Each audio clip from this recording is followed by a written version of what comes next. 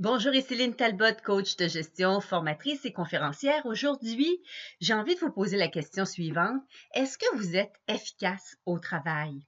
L'efficacité au travail, c'est pas mal plus que de s'acharner à vouloir bien gérer son temps, bien gérer ses priorités.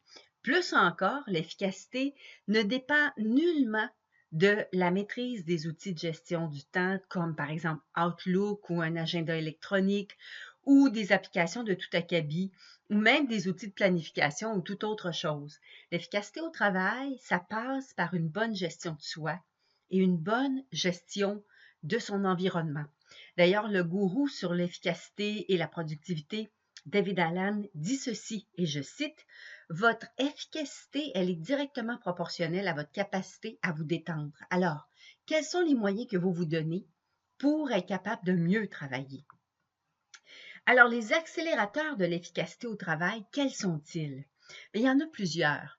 D'abord, on va parler tiens, la gestion de soi. Tout part de vous. Vous ne pouvez pas y échapper. Vous ne pouvez pas gérer le temps, mais vous pouvez définitivement apprendre à mieux vous gérer, à mieux vous comprendre. Alors qu'il s'agisse de votre rythme naturel, d'efficacité, de productivité, de vos forces, de vos faiblesses, des outils dont vous avez besoin pour vous aider, de votre capacité à bien gérer le stress puis le quotidien, tout part de vous. Alors, voici un exemple qui illustre que l'efficacité, ça passe pas seulement par l'optimisation des outils de gestion. Donc, par exemple, une gestionnaire me consulte pour l'aider, entre autres, à mieux gérer ses priorités. C'est souvent la porte d'entrée. En discutant, elle m'avoue qu'elle a beaucoup de mal à travailler quand elle ne reçoit pas la petite tape dans le dos. Tu sais, la petite tape dans le dos qu'elle attend, qui fait du bien. Elle a l'impression qu'elle n'a pas été à la hauteur et du coup, elle commence à se faire tout plein de scénarios dans sa tête qui l'amènent à douter de ses compétences, qui minent aussi son efficacité au travail. Je lui propose tout simplement de regarder ces situations-là qui sont déroutantes pour elle sous un angle neuf. Après tout, il en revient d'abord à elle d'évaluer si son travail est à la hauteur de ses attentes et s'assurer aussi que plus elle va gagner en confiance, moins ces situations vont jouer contre elle et contre son efficacité. Personnellement, j'ai longtemps souffert d'anxiété, j'en parle souvent dans mes blogs, et il m'arrive encore parfois de voir l'anxiété se manifester. Avant, puis il n'y a pas si longtemps, là, récemment, même des fois, je me bats toujours contre ça un petit peu, mais à l'époque, je travaillais de longues heures.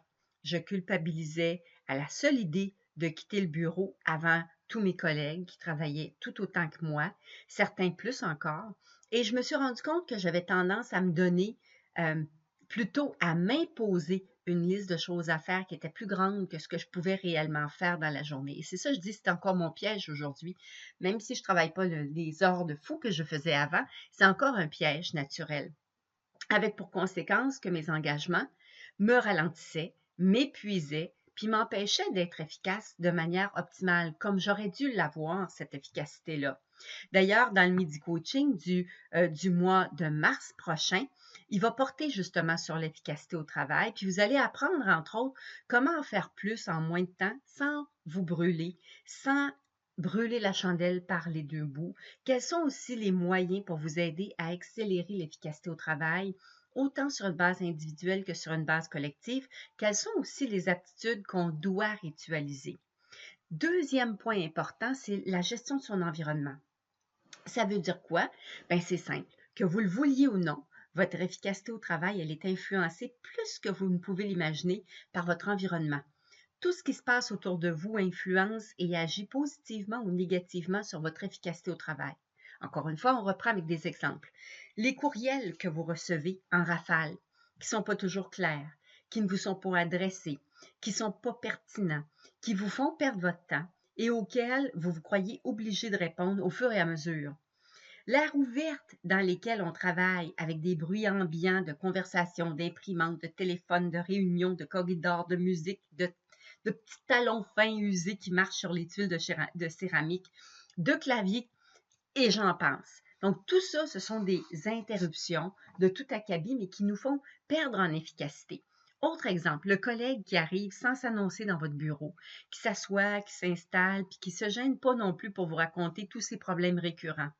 Un de vos collaborateurs qui refuse de parler ou de participer en réunion, mais qui a besoin d'un moment avec vous pour passer en revue ses priorités, ce qui fait que vous répétez tout ce que vous avez dit en réunion, puis vous le partagez avec lui.